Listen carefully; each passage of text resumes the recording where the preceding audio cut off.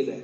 आप क्या काम कर रहे हो, जैसे मान के चलो आप कोई कुछ भी काम कर रहे हो, कोई कपड़ा ही बेच रहा है, तो क्या सपने में ग्राहक नहीं आता? कपड़ा नहीं बेचते क्या? आप कोई भी काम, कोई दवाइयाँ बेच रहा है तो उसको सपने में भी डॉक्टर दिखाई देगा। और भी कोई काम कर रहा है तो उसको अपना काम जो कर रहा है उसके रिलेटेड सपने आएंगे। वो सब सूक्ष्म शरीरों का खेल है।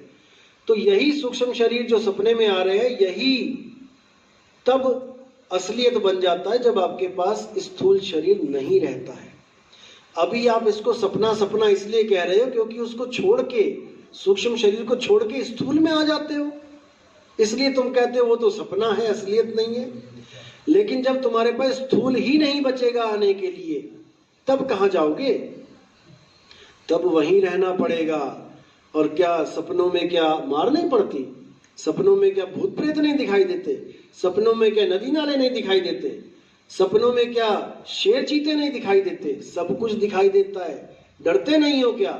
डरते भी हो। सांप दौड़ाता है, शेर भगाता है, भागते हो वहां से, उसके बाद भाग के इस शरीर में आ जाते हो। जब आंखें खुलती है तो कहते हो शुक्र है, क्योंकि वहां से भाग के यहां आ गए। लेकिन जब ये नहीं रहेगा फिर कहां भागोगे? फिर तो फंस गए। स्थूल से निकले और सूक्ष्म में फंस गए। अब साहिब क्या कह रहे हैं कि बचना चाहो काल जाल से, चीनो शब्द हमारा, और कहें कबीर अमर कर राखूं, जो निज होए हमारा। ये जितने भी गुरु इस दुनिया के हैं, ये तुम्हें स्थूल से सूक्ष्म में लेके जा रहे हैं। स्थूल से सूक्ष्म में जब तुम जाते हो तब तुम्हारे पास देह होती है, तुम्हारे पास अंगूठे जितनी देह होती है, तुम्हारे माँ बाप भाई बहन सब तुम्हें दिख रहे होते हैं। तुम अलख लोक, अगम लोक, अनामी लोक, सतलोक, शिवलोक, ब्रह्मलोक, सारे लोकों में भ्रमण कर रहे होते हो। तुम्हारे पास शरीर होता है, तुम्हें शरीर दिखाई दे रहे होते हैं, लेकिन ये शरीर ही बंधन है। और जहां शरीर है वहां पर उसका नाश भी होगा।